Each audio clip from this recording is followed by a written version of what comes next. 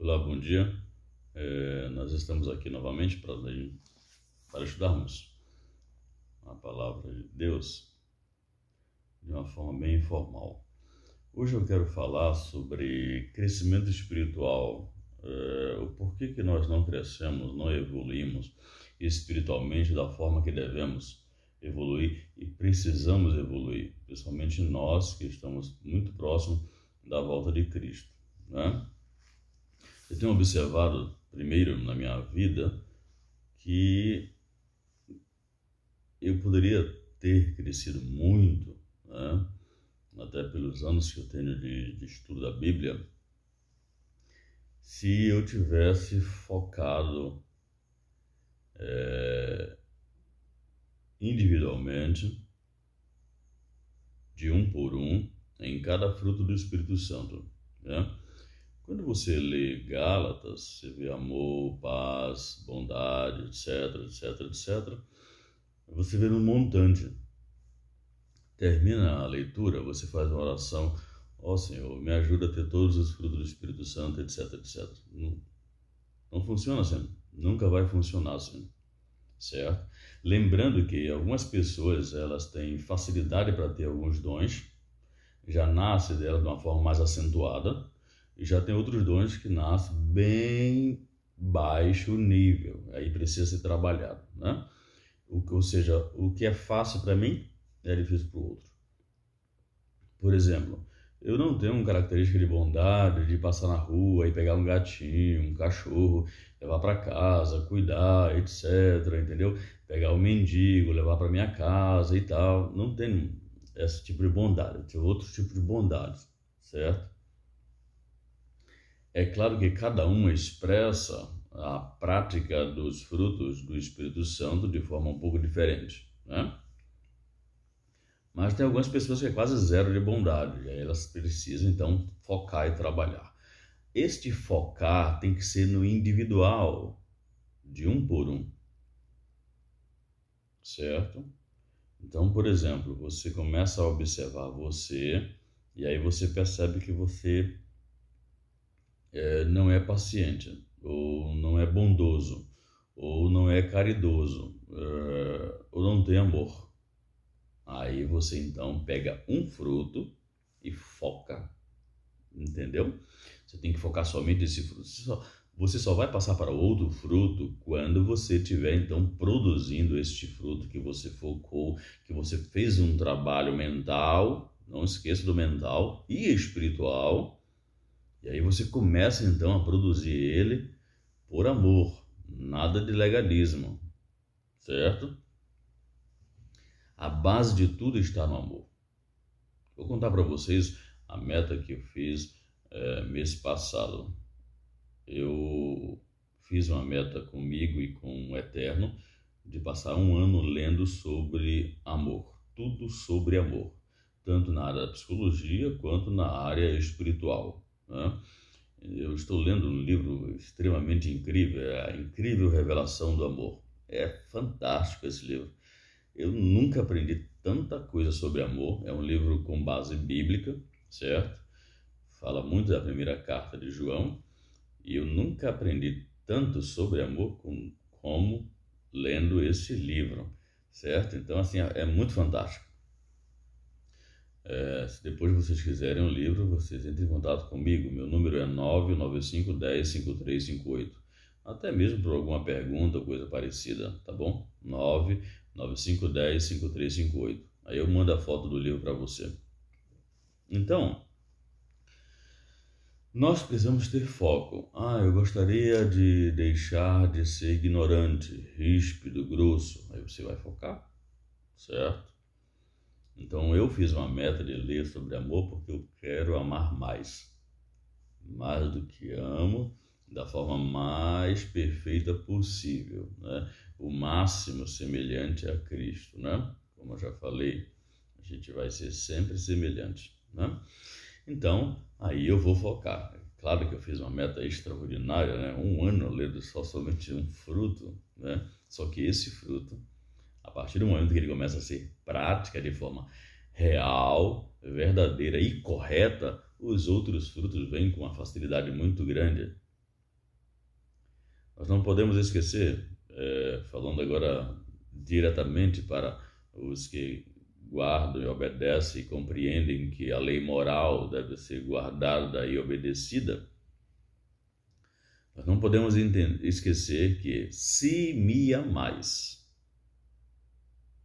Agora eu estou entendendo realmente este verso. Olha só. Pregando há mais de 20 anos, agora eu estou entendendo esse verso na realidade pura. Se me amais, guardareis os meus mandamentos. Então, tudo está no amor. O amor é tudo. Correto? Então, esse é um dos fatos porque eu fiz essa meta. Mas eu gostaria de ler com vocês a respeito de amor. A gente vai, então, comentar algo aqui sobre amor. Lembrando que você precisa focar, como eu já falei, certo? Foca em um fruto que você não tem ou tem ele muito pouco, e aí você então vai começar a repetir para você: eu preciso ser paciente. Coloca aqui o exemplo aqui da paciência. Paciência é um fruto que está sendo quase eliminado por conta da ansiedade, que está sendo um quadro generalizado social, né? Então as pessoas não têm paciência. É um desespero terrível, né? É impressionante. Vai para um local, é um desespero. Os motoqueiros, se pudessem passar por cima um dos outros, os carros, se pudessem passar um dos outros, eu fico assim observando. E eu faço exercícios no trânsito para não me tornar desse jeito, entende? Porque você chega num estado que você para de raciocinar. É algo assim muito interessante e você não se enxerga. Essa semana eu estava no trânsito e eu parei, né? Às vezes eu dou uma costuradinha, mas com muita calma, entendeu? Eu gosto de andar com muita calma, até porque eu não quero causar prejuízo no carro de alguém, no retrovisor do carro de alguém e também na minha moto. Então eu ando com calma, quando eu não vejo segurança, eu paro, eu fico lá tranquilo. Eu sempre gosto, né, de sair com antecedência, que é para justamente, diante das adversidades do trânsito, eu não ficar desesperado porque o horário está passando, né? O horário marcado e assim por diante. E aí chegou um motoqueiro, na verdade assim, eu estava costurando, aí quando eu percebo que tem um motoqueiro muito apressado, eu vou para o lado, vejo uma vaguinha, entro, né, atrás de um carro, e aí eu fico ali e deixo eles passarem. E aí passou um assim e encostou atrás de outro motoqueiro, só que não dava para esse outro motoqueiro prosseguir, porque tinha um ônibus à direita e um carro que estava fechando assim o caminho. Esse motoqueiro que encostou atrás ficou todo o tempo acelerando assim, desenfreadamente, incontrolavelmente. E quando ele viu que o outro não estava nem aí para ele, ele então cortou assim na frente do carro e foi embora. Mas era assim, algo assim, louco, perturbado, entendeu? Numa aceleração assim terrível. Eu fiquei olhando assim, caramba. Eu sei que existem vários tipos de necessidades, eu não tenho condições nenhuma de julgá-lo e criticá-lo e condená-lo, não, jamais, mas ele não consegue se enxergar um comportamento muito feio. Necessidade e o comportamento repetitivo, e ele anda assim 24 horas e nem se percebe, e às vezes não precisa disso. Às vezes ele está no final de semana passeando com a esposa ou com um filho, com a filha, ele anda desse jeito, já está no automático, virou um robô. Tome cuidado para você não virar um robô na tua vida espiritual, certo? Então, a paciência. Então você tem que focar. Você tem que pegar energia psíquica e canalizar para o teu foco, para o teu objeto, certo? Teu objeto é paciência. Então, repete, escreve frases no guarda-roupa, coloca na geladeira. Eu preciso ser paciente. Eu vou conseguir. Jamais repita a frase, eu não consigo, é impossível para mim. Cada vez que você afirma que você não consegue, realmente você não vai conseguir. Cada vez que você diz que é impossível, realmente vai ser impossível sempre. Correto? Então foca na paciência, constantemente. Você só vai focar em outro fruto quando você então tornar-se uma pessoa paciente. paciente na fila do banco, né? Paciente em tudo, calma, desestressado. Olha que coisa maravilhosa. Então vamos lá, vamos para 1 João capítulo 3. Eu estou há mais de 15 dias só nesse capítulo, né? Lendo e meditando, lendo e meditando. Tem dia que eu leio só um verso e fico meditando, pensando, estou na moto, estou pensando e analisando. Lembre-se que Deuteronômio diz inculca na criança, inculca no andar, no caminhar, no deitar. Assim a gente tem que fazer.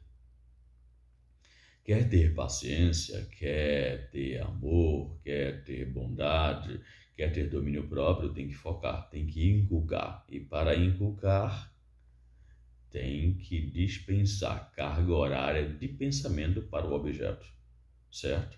Se nós começarmos a praticar essas técnicas em volta de oração e meditação, né, as coisas vão começar a evoluir. Depois você me diz os resultados, tá bom? Vamos lá então.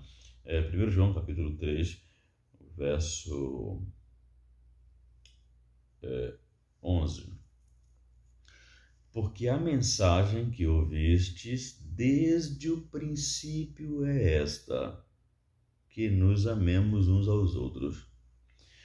Quando os apóstolos de Jesus fala desde o princípio, ele está falando desde o Pentateuco, que é a lei, né? Gênesis a Deuteronômio. Desde o princípio. Se você for para Deuteronômio, ame a Deus com toda a tua força, com todo o teu entendimento, com todo o teu corpo, com todo o teu cérebro. Olha que coisa interessante. Amar a Deus, consequentemente, todos aqueles que aprendem a amar a Deus, automaticamente, sem esforço nenhum, irão amar o próximo.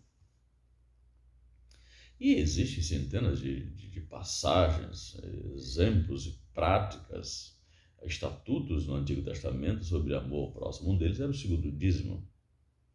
O segundo dízimo era retirado pelo povo de Israel para ajudar as viúvas, os órfãos e assim por diante, os necessitados. Isso é amor ao próximo. Então, desde o princípio, a mensagem sempre foi essa. De Gênesis a Apocalipse, a mensagem sempre foi essa: que amemos uns aos outros. Certo? Aí tem mais. Verso 16. Não, verso 18. Desculpa, verso 15. Todo aquele que odeia o seu irmão é assassino. Olha só que coisa interessante. Isso é sério. Se eu estou odiando alguém, certo? Quando falo irmão aqui é qualquer pessoa, tá, gente? Não é irmão de sangue. Todos nós somos irmãos, se tratando de Deus como Criador. Aquele que odeia o seu irmão, ele é assassino. Ora, vós sabeis que todo assassino não tem a vida eterna, permanece em si. Ou seja, ele permanece na carne, ele permanece sendo o homem natural, que é o homem com a natureza pecaminosa. Nisto conhecemos o amor, que Cristo deu a sua vida por nós. Não tem maior exemplo de amor. Então este é o amor referência. E devemos dar a vida pelos irmãos. Agora a coisa pegou. Eu li esse verso semana passada, isso ficou assim. Confesso para vocês que isso incomodou muito a minha mente. Dar a vida pelos meus irmãos. Por uma pessoa que eu não conheço. É algo. É o maior exemplo que existe de amor. É a cruz. Ele deu a vida por nós. E nós devemos dar a vida pelos irmãos. Então eu preciso parar de fofocar sobre a vida do outro. Eu preciso parar de ser falso com o outro. Eu preciso parar de odiar, de me irritar, de machucar o outro. Isso não faz parte do amor. Eu preciso parar de trair a minha namorada, a minha noiva, a minha esposa. Eu preciso parar de ser abusivo com os meus pais. E os pais pararem de ser abusivos com os filhos, autoritários. Eu preciso parar de humilhar o outro. Não é porque eu sou proprietário da empresa, chefe, presidente, diretor, chefe de linha, supervisor. Não existe nenhum lugar que me dê autoridade, competência, liberdade para humilhar o outro subordinado. Não existe. Isto é falta de amor. Quando eu paro de humilhar, eu estou dando a minha vida pelo outro. Quando eu saio da minha casa para fazer uma visita a alguém, conversar com alguém, ir no hospital, etc, etc, eu estou dando a minha vida pelo outro. Olha, eu confesso a você que a gente precisa meditar e refletir muito sobre esse verso. Isso aqui é muito profundo, muito pesado. E devemos dar a vida pelos irmãos. 1 João 3, verso 16. Poderíamos passar horas aqui falando sobre isso. Dar a vida é muito forte. Vamos para o 18. Filhinhos, não amemos de palavra, nem de língua, mas de fato e de verdade. Eu estava numa igreja e antes da minha homilética tem os anúncios, né? A comunicação, né? Reunião, coisa parecida, e a pessoa lá na frente assim: irmãos, não vamos esquecer a cesta que está coletando, né, para colocar alimentos, para a gente fazer cestas para as pessoas que não têm alimentos na ceia de Natal. Eu fiquei olhando, analisando este anúncio. Por que esta mulher está falando isto? Porque nós não temos amor suficiente. Não era necessário, entendeu, ela falar. Eu simplesmente começou a campanha de recolher alimentos, ou esta caixa de alimentos. Eu confesso para vocês, isso é minha opinião, tá?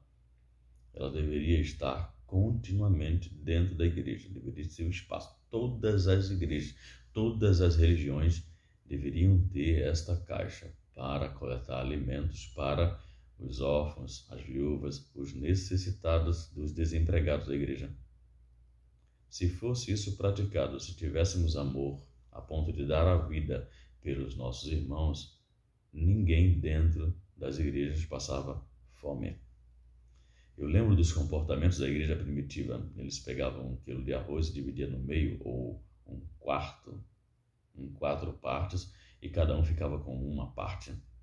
O importante era todos estarem alimentados e não existia: isso aqui é meu rancho, isso aqui é minha casa, isso aqui é meu terreno. Não, isso aqui é nosso. Olha que coisa maravilhosa. Um dia chegaremos nesse nível. Então, eu preciso focar. Se eu quiser amar desta forma aqui, eu preciso focar, eu preciso meditar, eu preciso orar. E as coisas vão começar a serem modificadas na minha mente. Este egoísmo, né? Porque a ausência do amor é egoísmo, certo? Então, se eu tenho amor 30%, o meu egoísmo está 70%. É assim que funciona, não tem outro termo. Não, eu não sou egoísta. É egoísta, todo ser humano é egoísta. Sendo trabalhado o amor ou não sendo trabalhado, nós sempre seremos egoístas, nós sempre estaremos à procura de alguma coisa. A gente precisa trabalhar isso, correto? Eu gostaria que este vídeo causasse uma reflexão muito profunda na sua mente e na minha mente. Eu já estou há 15 dias, como já falei, pensando sobre isso, analisando. Isso precisa ser prática na minha vida. Eu preciso dar a vida pelo próximo. Eu preciso ter sensibilidade pela dor do próximo. Não adianta nada estar dentro da igreja cantando, louvando, etc, etc, e lendo, e orando, e de joelhos, e não sei o que mais lá, e dando dízimo, e dando dinheiro, e dando isso e aquilo outro, se eu não tiver amor. Gente, não adianta. O fruto do amor é resultado da habitação do Espírito Santo na mente humana, corrigindo as comunicações neurológicas que foram danificadas com a desobediência. Então isso aqui precisa ser real na minha vida e na sua vida. O Eterno quer te ajudar continuamente e também me ajudar, mas a gente precisa focar, a gente precisa fazer a nossa parte, tá bom? Se precisar de ajuda, se precisar desenvolver alguma técnica, entre em contato comigo que a gente pode te ajudar, tá? Meu número é 99510-5358.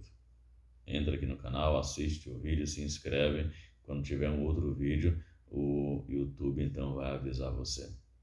O Eterno está disposto a estar ao teu lado continuamente e está disposto a colocar o fruto do Espírito Santo, o amor, mais e mais em você. Você precisa focar e fazer a sua parte, tá bom? Foca. Tudo que você focar é dispensar energia psíquica para o objeto, para a tua meta espiritual, aí haverá crescimento, tá bom? Um grande abraço, tudo de bom e vamos orar. Ó Eterno, nós te agradecemos pela tua palavra, nós te agradecemos pelo teu ensinamento. Nos ajuda a entendermos e compreendermos que a nossa parte é fundamental nesse processo, a fim de nós produzirmos frutos do Espírito Santo. Dá-nos a tua paz, uma boa semana, em nome de Jesus. Amém. Tchau, tchau. Um grande abraço.